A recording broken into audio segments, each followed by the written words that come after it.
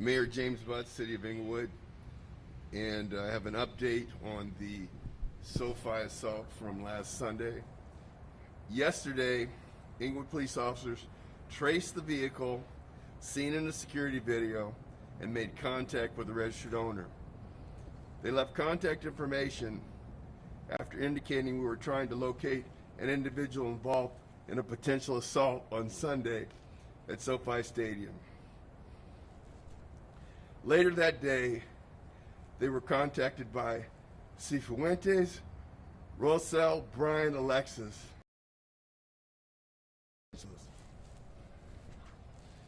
Cifuentes was at his place of work in Montebello. Officers asked that he come to the Inglewood Police Department to be interviewed. He declined, but stated that he would talk to the officers in Montebello. Officers went to his location, and he voluntarily accompanied them to the Inglewood Police Department, where he received his Miranda admonition and was interviewed.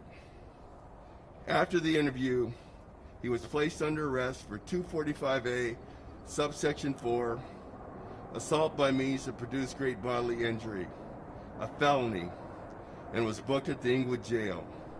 He bonded out at 1 a.m. this morning on $30,000 bail. A case will be presented to the LA County District Attorney's Office for filing consideration. The victim is in stable condition. As of this briefing, his condition is not improved or degraded. And we're ready to take any questions you might have. Hold on, let's do this. You'll be first, you'll be second. Who wants to be third? You'll be third. One.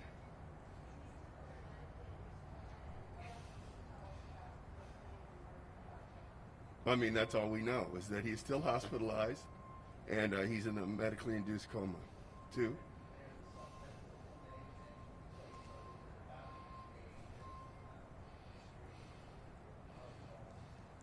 I don't have any criminal history information. It's Cifuentes, and I'll give you all a copy of this press release.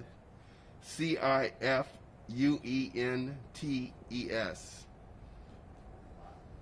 Alexis, Alexis. 33 years of age. We'll provide you the information. Three.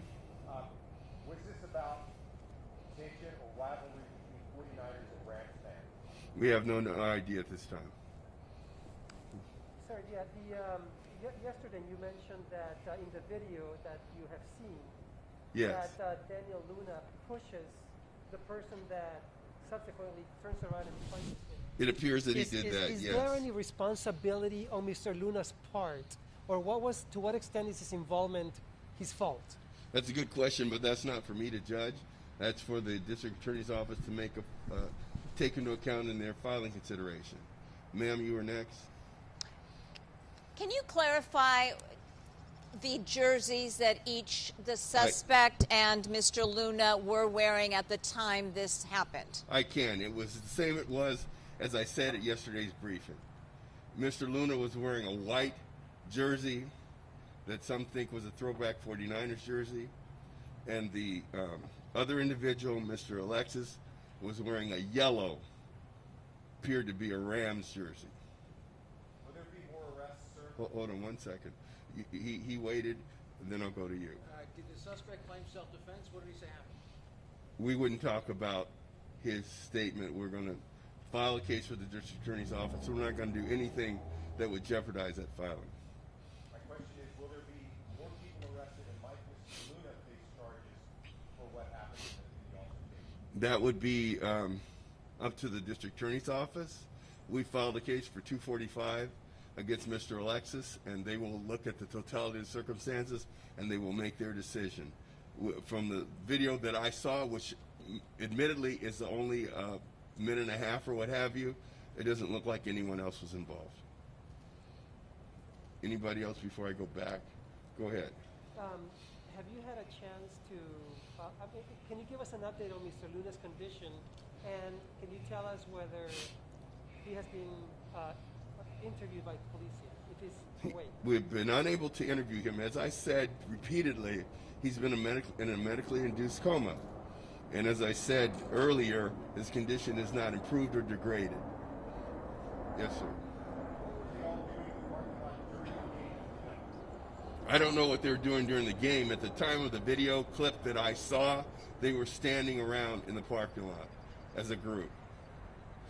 Okay, then we'll go 1, and then we'll go 2, and 3. 1.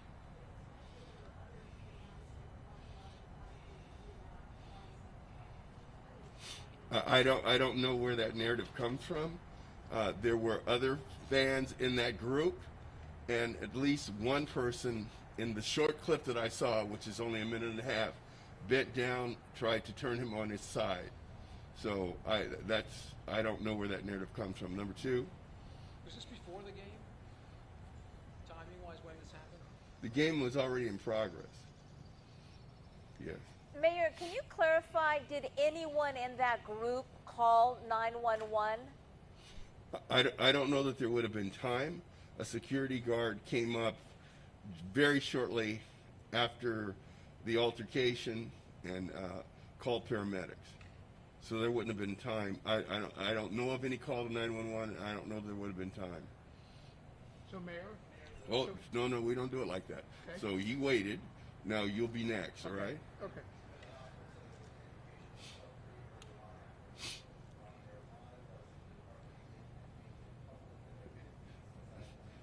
First of all, the department wasn't late, and the opinion from the doctor was ascertained at a later time. It wasn't that there was a police officer at the hospital in the room listening to the doctor opine. That came as a result of the investigation. I don't have the timeline, sir.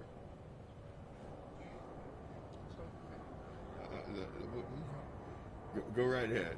Okay, so just to clarify though, these people all stayed outside. The game is starting. They spent all this money for the tickets, and they were all out there with him until 30 minutes into the game. Is that what you're saying? It looked like a tailgate party to me. Okay. All right?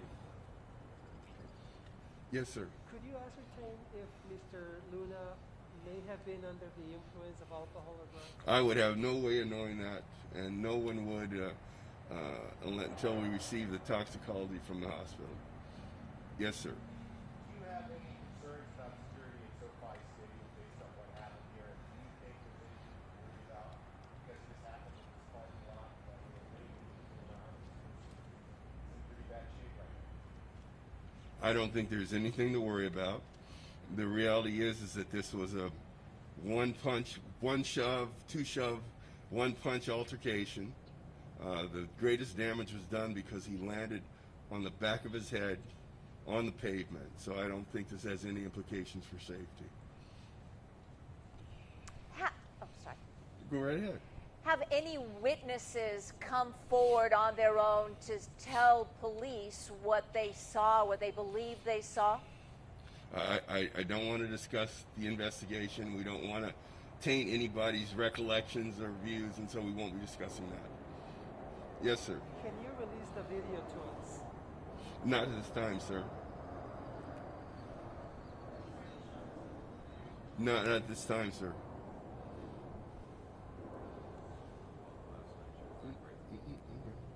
Okay, and so, go ahead, sir. One more question, Mr. Mayor. Last night you described the scenario as the victim pushing the suspect pushing and then punching. Can you lay that out again? Is that how it went down? Here, I'm going to tell you the minute and a half or so video I saw. Crowd milling around, overwhelming number of people in red jerseys. There's an individual in a yellow jersey and an individual in a white jersey.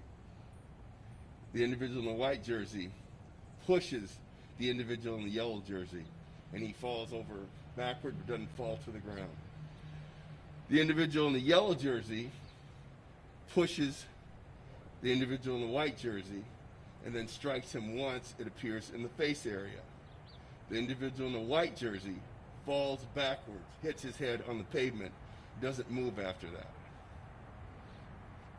Has the suspect made a statement to exactly what happened? We won't be discussing the suspect's statements that were made in the investigation. Yes, ma'am. Have you been able to review video prior to that group, that incident, that may show how these people all came to be together, may show something else that may have happened? No, we haven't. We don't believe anything else happened. If you look, if the video that I saw, it was a group of people, looked like they're tailgating, and then there was this incident. Looked like there was, I couldn't tell of any precursor to, what happened. Okay? And the last thing I want to do, I want to give our best wishes to the family. The chief has talked to the mother. She's very grateful that there's an arrest been made. I've called her myself, reached voicemail, and gave her just the best wishes to the city for her family and offered our assistance any way we can. Okay, thank you guys very much.